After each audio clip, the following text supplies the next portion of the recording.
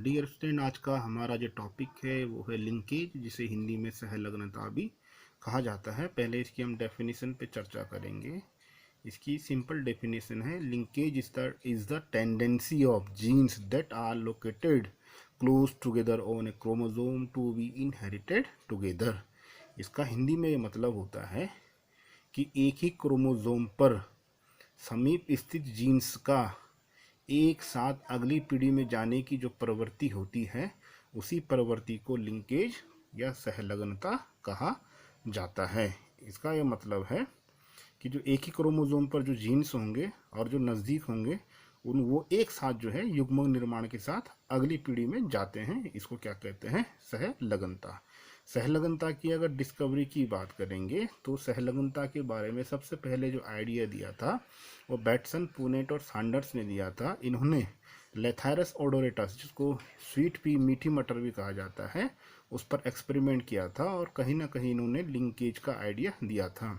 Linkage के इस idea को आगे बढ़ाया टी.एच. मॉर्गन ने। टी.एच. मॉर्गन ने जो है ड्रोसोफिला पर बहुत सारे एक्सपेरिमेंट किए और एक्सपेरिमेंट करने के बाद उन्होंने लिंकेज को डिटेल में बताया। उन्होंने ड्रोसोफिला पर एक्सपेरिमेंट करने के बाद जो है एक थ्योरी दी थी जिसे कहते हैं क्रोमोसोमल थ्योरी ऑफ लिंकेज। और जो है ये थ्योरी ये कहती है कि जीन्स जो होते हैं क्रोमोसोम पर एक रेखीय क्रम में स्थित होते हैं। फॉर एग्जांपल ऐसे हैं कि जो जीन्स होंगे वो एक रेखीय क्रम में क्या होंगे? स्थित होंगे। जैसे इस पे दिखा रखा ABCDE, ये जीन्स के नाम हैं, जीन्स को हमने नाम दिए हैं। तो जीन्स जो होते हैं गुणसूत्र पर रेखीय क्रम में स्थित होते हैं। और दूसरा इन्होंने ये कहा था कि एक ही क्रोमोसोम पर उपस्थित होने के कारण जीन्स में लिंकेज की टेंडेंसी होती है। अर्थात एक ही क्रोमोसोम पर उपस्थित होने के कारण जीन्स में सहलग्नता की प्रवृत्ति पाई जाती है। अगला पॉइंट इन्होंने ये कहा था कि जो जीन्स की एक ही क्रोमोसोम पर जो जीन्स होते हैं उनके बीच में सहलग्नता की जो शक्ति होती है वो उनके बीच की दूरी पे निर्भर करता है। और इसका ये मतलब है कि जो जीन्स नज़दीक होंगे वो अधिक उनके बीच सहलग्नता अधिक होगी, और जो जीन्स गुणसूत्र पर दूर उपस्थित होंगे उनके बीच सहलग्नता कम होगी। चलिए इसको समझते हैं। फॉर एग्जाम्पल यहाँ पर जो है एक होमोलोगस क्रोमोसोम है। ये एक जैसे ही होते हैं। ध्यान रखिए, ये दो क्रोमोसोम नहीं है बल्कि एक होमोलोगस पेयर है क्रोमोसोम का। जैसे ये होगा वैसे ही ये भी है। माना ये जो होमोलोगस पेयर है इस पर क्या है? 3 जीन्स है, कैपिटल A, कैपिटल B और कैपिटल C। इसका जो होमोलोगस जोड़ीदार है इस पर उसी का रेसेसिव एलिल है, इसी का अप्रभावी एलिल है इस पर, small a, small b, small c। तो इसका मतलब ये है कि जो नज़दीक नज़दीक जीन्स होंगे वो आपस में अधिक प्रभावी ढंग से जुड़े होंगे, और जो दूर उपस्थित जीन्स है जैसे कि B और C के बीच में दूरी ज़्यादा है तो इनके बीच में जो है सहलग्नता का बल भी क्या होगा? कम होगा, और B और C का आपस में एक दूसरे से दूर जाने की प्रवृत्ति होगी। आप जानते हैं कि जब मियोसिस होता है, अर्धसूत्री विभाजन होता है, तो अर्धसूत्री विभाजन में क्या होता है? जो होमोलोगस क्रोमोसोम होते हैं उनके कुछ खंडों की क्या हो जाती है? अदला बदली हो जाती है। यहाँ पर देखिए, यहाँ पर C और C के बीच में अदला बदली हुई, और स्मॉल c इस क्रोमोसोम से इस पे आ गया, टूट के इससे जुड़ गया, और कैपिटल C इससे जुड़ गया। तो आप देखिए यहाँ पर क्योंकि इनके बीच की दूरी क्या है? ज़्यादा है, तो इनका आपस में दूर जाने के चांस भी क्या है? ज़्यादा। जबकि A और B बहुत नज़दीक होने के कारण जो है A और B में जो सहलग्नता क्या होगी? अधिक होगी, बनस्पत किसके? B और C के। और अगला जो इसमें लास्ट पॉइंट ये है कि जो लिंक्ड जीन्स होते हैं, यानी कि जो सहलग्न जीन्स होते हैं, उनका जो है एक साथ जो है अगली पीढ़ी में जाने की जो होती है टेंडेंसी होती है। अब जो है लिंकेज का डिटेक्शन किया कैसे जाएगा कि वास्तव में लिंकेज है या नहीं है? आप जानते हैं कि जो पहले ये जानना जरूरी है कि किन जीन को हम लिंक्ड कहेंगे और किन जीन को अनलिंक्ड कहेंगे। तो ये है क्रोमोसोम, माना ये ह्यूमन का है, माना फॉर एग्जांपल मनुष्य का है, तो ये मनुष्य का पहला क्रोमोसोम है और ये मनुष्य का दूसरा क्रोमोसोम है। तो एक ही क्रोमोसोम पर जो जीन्स होते हैं उनको आपस में कहा जाता है लिंक्ड जीन्स, और अलग अलग क्रोमोसोम पर जो जीन्स होते हैं उनको कहा जाता है अनलिंक्ड जीन। तो यहाँ पर क्या है, यहाँ पर ABCDE एक ही क्रोमोसोम पे हैं तो ये आपस में लिंक्ड हैं, लेकिन एक कैपिटल ए और यहाँ पर 1, यहाँ पर क्या है अनलिंक्ड है। तो एक ही क्रोमोसोम पर उपस्थित जीन्स लिंक्ड होते हैं और अलग अलग क्रोमोसोम पर उपस्थित जीन्स जो होते हैं अनलिंक्ड होते हैं। अगला जो होता है अगर जो है लिंकेज है, वास्तव में अगर सहलग्नता होगी, यदि जो है अगर हम कोई क्रॉस करते हैं ब्रीडिंग प्रोग्राम में और यदि हमें F2 जनरेशन का रिजल्ट जो अगर हमने डाई हाइब्रिड क्रॉस किया और मेंडल के हिसाब से जैसे मेंडल का रिजल्ट आया था, यदि F2 जनरेशन में 9:3:3:1 रिजल्ट आता है जैसे कि मेंडल को मिला था, और टेस्ट क्रॉस का रेशो आता है 1:1:1:1 जैसे कि मेंडल को मिला था, यानी कि F2 जनरेशन में 4 प्रकार के प्लांट मिले और टेस्ट क्रॉस के बाद भी 4 प्रकार के प्लांट मिले जैसे कि मेंडल को मिला था। तो यदि ऐसा रिजल्ट हमको मिलता है तो यहाँ पर जो है लिंकेज नहीं पाया जा रहा है। तो ध्यान रखिए, यदि डाई हाइब्रिड क्रॉस का रेशो ये निकलता है और टेस्ट क्रॉस का रेशो ये निकलता है, तो ये इस बात को साफ इंगित इस बात की ओर इशारा करता है कि यहाँ पर लिंकेज जो है अब्सेंट है और यहाँ पर जो जीन्स हैं वो इंडिपेंडेंटली एसोर्ट हो रहे हैं। जैसे कि मेंडल ने बताया था कि जो जीन्स होते हैं, एक जीन्स की वंशागति दूसरे जीन्स से फ्री होती है, जबकि लिंकेज क्या कह रहा है, लिंकेज ये कह रहा है कि यदि जीन्स एक ही गुणसूत्र पर होंगे तो वो एक साथ जाएंगे अगली पीढ़ी में। जबकि मेंडल जी ने क्या कहा था, मेंडल ने कहा था कि एक जीन्स जो है दूसरे जीन्स से अलग हो जाता है युग्मक निर्माण के दौरान। तो ये दोनों मेंडल का थर्ड लॉ और लिंकेज एक दूसरे के क्या है, विपरीत हैं। थर्ड लॉ बोलता है कि जीन्स की वंशागति एक दूसरे से स्वतंत्र होती है, और लिंकेज क्या बोलता है, जीन्स जो हैं एक क्रोमोसोम पर उपस्थित जीन्स जो हैं एक साथ उनकी जाने की प्रवृत्ति होती है। और ये क्या कह रहा है कि इनकी एक साथ जाने की प्रवृत्ति नहीं होती, बल्कि इनकी एक दूसरे से अलग जाने की प्रवृत्ति होती है। अच्छा, यदि हमें F2 जनरेशन में डाई हाइब्रिड क्रॉस के F2 जनरेशन में यदि हमें रिजल्ट मिलता है 3:1, F2 जनरेशन की बात कर रहा हूँ डाई हाइब्रिड क्रॉस के, और टेस्ट क्रॉस का अगर रिजल्ट मिलता है 1:1, यानी कि टेस्ट क्रॉस के बाद यदि केवल 2 प्लांट मिलते हैं, 2 प्रकार के प्लांट मिलते हैं, तो ये इस ओर की इशारा करता है कि यहाँ पर कंप्लीट लिंकेज पाया जा रहा है।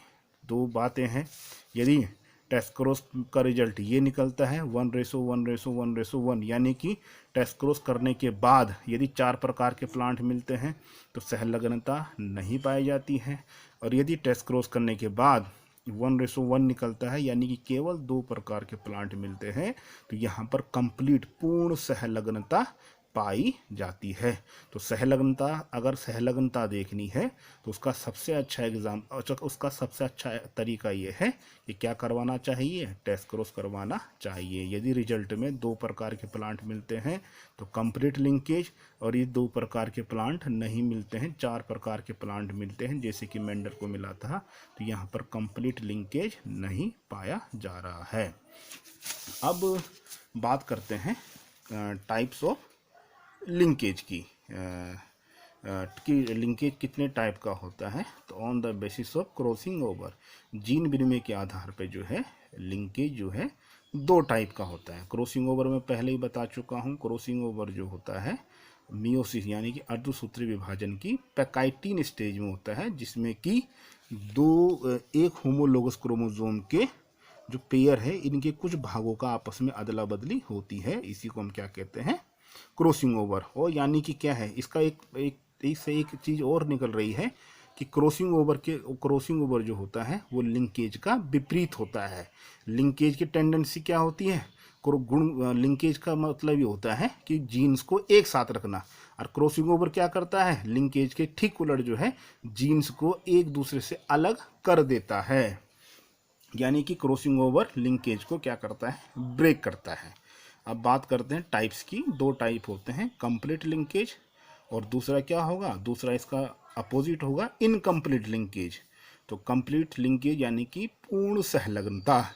इसका मतलब ये है यदि एक एक क्रोमोसोम पर यदि जितने जीन्स हैं, जितने भी जीन्स हैं, यदि ये अगली पीढ़ी में एक साथ चले जाते हैं तो इसको कहेंगे हम कंप्लीट लिंकेज। दोबारा बता रहा हूँ, एक गुणसूत्र पर उपस्थित समस्त जीन्स का एक साथ अगली पीढ़ी में बिना बदलाव के पहुंच जाना क्या कहलाता है, पूर्ण सहलग्नता। और ये बता देना चाहता हूँ मैं कि पूर्ण सहलग्नता जो होती है वो रेयर होती है ना।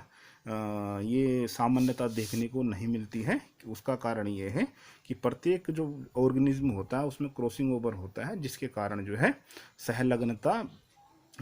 सहलग्नता मिलना जो होता है रेयर होता है। सहलग्नता जो है, अगर पूर्ण सहलग्नता होगी तो उसका क्या रिजल्ट होगा, यदि पूर्ण सहलग्नता होगी तो हमें जो है किसी भी नए प्रकार का प्लांट नहीं मिलेगा। माना कोई रेड है, रेड कलर, और उसके सीड जो है राउंड है, और दूसरा वाइट कलर का फ्लावर है और सीड जो है संकन है, संकुचित है, तो ये है पेरेंट। तो अगर पूर्ण सहलग्नता, माना अगर पूर्ण सहलग्नता का मतलब क्या है कि भाई रेड का जीन और राउंड का जीन हमेशा क्या रहेंगे, साथ रहेंगे, और वाइट का जीन और संकन यानी कि इसका जीन हमेशा साथ रहेंगे। जब ये हमेशा साथ रहेंगे तो हमें किसी भी प्रकार से कोई नया प्लांट नहीं मिलेगा। जितने भी संतानें होंगी F2 जनरेशन में, वो सब की सब कैसी होंगी, कुछ संतानें रेड और राउंड वाली होंगी और कुछ संतानें वाइट और संकन वाली होंगी। यानी कि किसी भी प्रकार से नए प्रकार का रिकम्बिनेशन वाले प्लांट हमको नहीं मिलेंगे। जो कंप्लीट लिंकेज है वो रेयर होता है, लेकिन जो मेल ड्रोसोफिला होता है, ड्रोसोफिला को एक मॉडल ऑर्गेनिज्म है जिस पर कि जेनेटिक्स के बहुत सारे एक्सपेरिमेंट किए गए हैं, और ख़ास करके मॉर्गन ने ड्रोसोफिला पर बहुत सारे एक्सपेरिमेंट किए भी हैं। तो जो कंप्लीट लिंकेज देखने को मिलता है वो मिला है मेल ड्रोसोफिला में, और जो फीमेल सिल्क वॉर्म होती है उसमें भी जो है कंप्लीट लिंकेज देखने को मिलता है। तो हम इसका एक एग्जाम्पल लेंगे, वो एग्जाम्पल लेंगे मेल ड्रोसोफिला को लेकर। टी.एच. मॉर्गन ने जो है ड्रोसोफिला पर एक्सपेरिमेंट किए। उन्होंने ड्रोसोफिला की दो वैरायटी ली। एक ड्रोसोफिला ऐसा था जिसका कलर ग्रे कलर था, भूरा था, और उसके जो पंख थे, विंग्स थे, वो नॉर्मल थे, लंबे थे, वो नॉर्मल थे। और दूसरा उसने ड्रोसोफिला ऐसा लिया जिसका बॉडी कलर ब्लैक था और जो विंग्स, पंख थे, वेस्टिजियल अपहासित थे, यानी कि उनके पंखों का पूर्ण विकास नहीं हुआ था। जब इनके बीच में क्रॉस करवाया गया तो पहली पीढ़ी में जो सबके सब ड्रोसोफिला मिले, वो सब के सब कैसे मिले, ग्रे कलर वाले, और उनके पंख क्या थे, लंबे थे, जिसे हम नॉर्मल कह रहे हैं। ठीक है, यहाँ पर जो है ग्रे कलर के लिए ग्रे कलर के लिए जीन्स है कैपिटल बी, और नॉर्मल के लिए है कैपिटल वी। ब्लैक के लिए स्मॉल बी, और वेस्टिजियल के लिए स्मॉल वी। तो यहाँ पर जो है यहाँ पर ये जो मिला हुआ है, जितनी भी प्रोजेनी मिली है, ये सब के सब क्या है, हाइब्रिड हैं, डबल हेट्रोजाइगोट हैं ये। उसके बाद क्या हुआ कि जो ग्रे नॉर्मल वाले का टेस्ट क्रॉस करवाएगा। आप जानते हैं टेस्ट क्रॉस का मतलब ये होता है कि F1 जनरेशन की जो संतान है उसका डबल रेसेसिव पेरेंट के साथ में क्रॉस करवाना क्या कहलाता है, टेस्ट क्रॉस। तो यहाँ पर क्या करवाया गया, ब्लैक और वेस्टिजियल पंखों वाले ड्रोसोफिला के बीच क्या करवा दिया गया, यहाँ पर क्रॉस करवा दिया गया। तो यहाँ पर जो ग्रे और नॉर्मल है, आप देख रहे हैं इसमें गेमेट, दो टाइप की गेमेट, इसमें केवल दो टाइप की गेमेट बने, और उसका कारण क्या है, उसका कारण है क्रॉसिंग ओवर का ना होना। तो जब अगर क्रॉसिंग ओवर होता तो यहाँ पर क्या बनते हैं, यहाँ पर 4 प्रकार के गेमेट बनते, लेकिन यहाँ पर क्रॉसिंग ओवर ना होने के कारण केवल 2 प्रकार के क्या मिले हैं, गेमेट मिले हैं, कैपिटल वी, स्मॉल बी और स्मॉल वी। इसी प्रकार से यहाँ पर जो, हाँ एक चीज़ बताना भूल गया हूँ मैं, कि यहाँ पर जो F1 के बाद जो ये जो मिले थे, इनमें से ही एक फ्रूट फ्लाई यानी कि ड्रोसोफिला को चुना गया और उसको मेल को चुना गया केवल, ये ध्यान रखने वाली बात है, केवल किसको चुना गया है, मेल ड्रोसोफिला को चुना गया और मेल ड्रोसोफिला का टेस्ट क्रॉस करवाया गया फीमेल डबल रिसेसिव पेरेंट के, डबल रिसेसिव फ्रूट फ्लाई के साथ में। तो यहाँ पर जो है अब इसमें 2 टाइप के गैमेट बन रहे हैं और जब क्रॉस हुआ तो F2 जनरेशन में जो टेस्ट क्रॉस हुआ है, टेस्ट क्रॉस का जो F2 जनरेशन है उसमें केवल 2 प्रकार के ही प्रोजेनी मिली हुई हैं। 50% जो मिली वो मिली है ग्रे और नॉर्मल जैसे कि पेरेंट में था, और 50% मिले हैं वेलेकल वेस्टिजियल, और इनमें रेशो क्या था 1:1। ठीक है, तो इससे ये जाहिर हो रहा है कि यदि क्रॉसिंग ओवर हुआ होता, क्रॉसिंग ओवर किस में हो सकता था, यहाँ मेल में हो सकता था क्योंकि मेल में ही गेमेट बनने थे। यहाँ तो आपको पता है कि सारे के सारे गेमेट क्या एक ही जैसे बनेंगे, एक में कैपिटल बी होगा और एक में कैपिटल, सबके सब में कैपिटल बी और नहीं सॉरी सबके सब में स्मॉल बी और स्मॉल वी होगा। लेकिन यहाँ पर क्रॉसिंग ओवर होना कहाँ पर था, यहाँ पर होना था, क्योंकि यहाँ पर अगर क्रॉसिंग ओवर होता तो 4 प्रकार के क्या बनने थे, 4 प्रकार के गेमेट बनने थे। अगर यहाँ पर 4 प्रकार की गेमेट बनते तो हमें F2 जनरेशन में भी 2 की जगह 4 प्रकार की संतानें मिलती। इसका मतलब ये है कि मेल जो ड्रोसोफिला चुना था उसने, मेल ड्रोसोफिला में क्रॉसिंग ओवर नहीं हुआ और क्रॉसिंग ओवर ना होने के कारण ही 2 प्रकार की क्या मिले हैं, संतानें मिली हैं। इसका ये मतलब है कि भाई मेल ड्रोसोफिला कौन सा कलर था, कौन सा था उसमें करेक्टर, ग्रे और नॉर्मल पंख। इसका मतलब क्या है, ग्रे के जीन्स और नॉर्मल के और नॉर्म जो विंग्स का शेप है नॉर्मल, ये दोनों जीन्स आपस में कंप्लीटली लिंक्ड हैं, यानी कि कंप्लीटली लिंक हैं आपस में, और उनमें किसी प्रकार का क्रॉसिंग ओवर नहीं पाया जाता है। तो इससे ये सिद्ध होता है कि मेल ड्रोसोफिला में जो है कंप्लीटली क्या पाया जाता है, बॉडी कलर और पंख का जो शेप है, इन दोनों करेक्टर के बीच में कंप्लीट लिंकेज पाया जाता है। अब दूसरा टाइप है इनकम्प्लीट लिंकेज। इनकम्प्लीट जो लिंकेज होता है वास्तव में होता क्या है कि जीन्स जो होते हैं उनमें अदला बदली क्रॉसिंग ओवर होने के कारण जो है कंप्लीट लिंकेज मिलना बहुत मुश्किल होता है, और अधिकांश जो लिंकेज होता है वो इनकम्प्लीट प्रकार का होता है। इनकम्प्लीट में लिंकेज में क्या होता है कि जो दूर दूर स्थित जीन्स होते हैं वो क्रॉसिंग ओवर के कारण एक दूसरे से अलग हो जाते हैं और इसी प्रोसेस को बोलते हैं इनकम्प्लीट लिंकेज।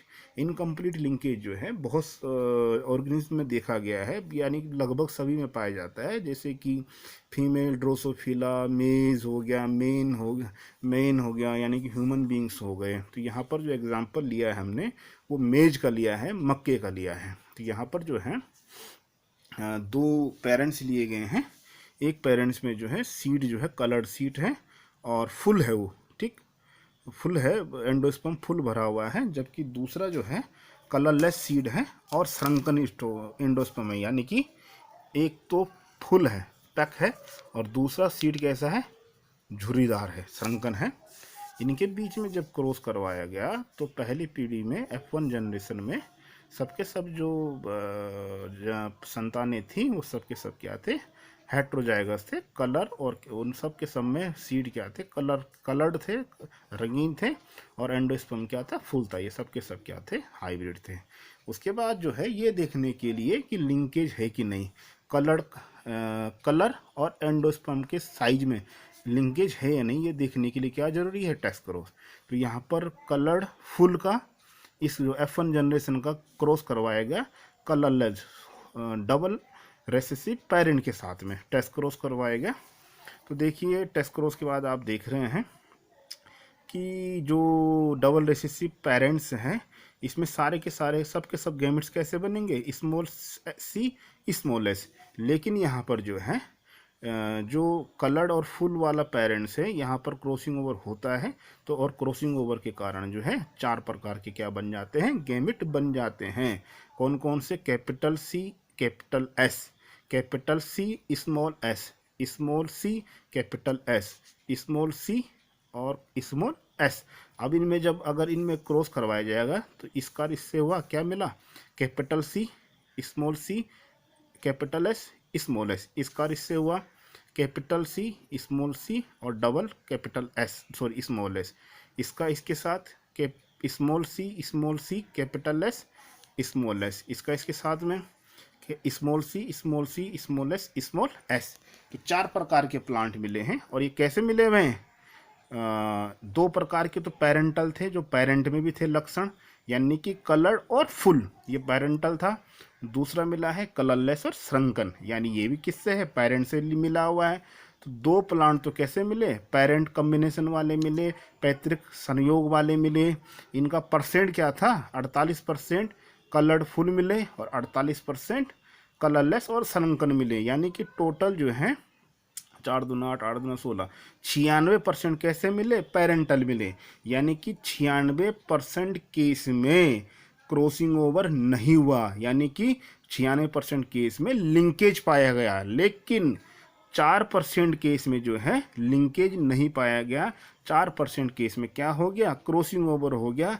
और उस क्रॉसिंग ओवर होने के कारण ही हमें 2 नए प्रकार के क्या मिल गए, प्लांट मिल गए, कलर्ड श्रंकन और कलरलेस फुल। ये केवल कितने मिले, 2% इनको हम क्या कहते हैं, रिकम्बिनेंट।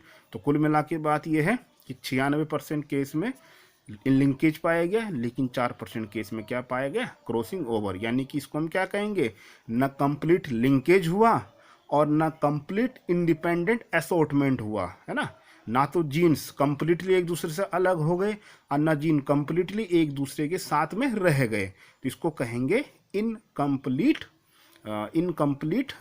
लिंकेज। ठीक है, यहाँ पर बीच की अवस्था है, ना कंप्लीटली एक दूसरे से अलग हुए। ठीक, अगर कंप्लीटली एक दूसरे से अलग होते तो अलग चीज बात होती, तब इतनी बड़ी संख्या में पेरेंटल कॉम्बिनेशन नहीं मिलता। न कंप्लीटली एक दूसरे से अलग हुए और न कंप्लीटली एक दूसरे के साथ रहे।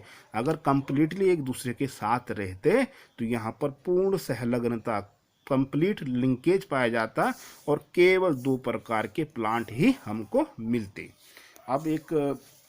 अब बात करते हैं लिंकेज ग्रुप की, कि लिंकेज ग्रुप होता क्या है। वास्तव में जो हैप्लॉइड सेल होती है, एक हैप्लॉइड सेल में एक जो क्रोमोसोम होता है, एक क्रोमोसोम जो होता है, उस पर जितने भी जीन्स होते हैं, ये सब मिलकर किसका निर्माण करते हैं, ये बनाते हैं लिंकेज ग्रुप। एक क्रोमोसोम पर उपस्थित समस्त जीन्स मिलकर लिंकेज ग्रुप का निर्माण करते हैं। और लिंकेज ग्रुप की जो संख्या होगी, वो संख्या बराबर होती है हैप्लॉइड क्रोमोसोम नंबर। यानी कि गेमेट में जितने क्रोमोसोम होंगे उतना ही हम क्या बोलेंगे, लिंकेज ग्रुप। फॉर एग्जांपल, जैसे ह्यूमन बीइंग में हैप्लॉइड संख्या कितनी होती है, हैप्लॉइड संख्या होती है 23। एन बराबर ह्यूमन में 23 होती है, तो लिंकेज ग्रुप भी कितने हो गए, 23। ठीक, ऐसे ही जो पाइसम सेटाइबम बटर होता है, उसमें एन बराबर होता है 7, लिंकेज ग्रुप भी कितने हो गए, 7। ठीक है, अब बात करते हैं लिंकेज की इम्पोर्टेंस की। तो लिंकेज का जो पहला इम्पोर्टेंस है, लिंकेज की पहली इम्पोर्टेंस ये है कि लिंकेज जो है पेरेंटल कॉम्बिनेशन को बनाए रखता है। यानी कि जो है अगर लिंकेज, अगर क्रॉसिंग ओवर होगा तो नए कॉम्बिनेशन बनते हैं, लेकिन लिंकेज के कारण जो है पैतृक संयोग जो है, पेरेंटल कॉम्बिनेशन जो है, वो संतानों में बने रहते हैं। और लिंकेज के कारण जो है विविधताएं, यानी कि वेरिएशन डेवलप नहीं हो पाती है। अर्थात जो है लिंकेज का इवोल्यूशन में कोई भी रोल नहीं होता है। आई होप आपकी समझ में आया होगा। अगर फिर भी आप को अगर समझ में ना आया और कुछ पूछना हो तो आप लोग जो है ग्रुप में जो है क्वेश्चन पूछ सकते हैं। Thank you.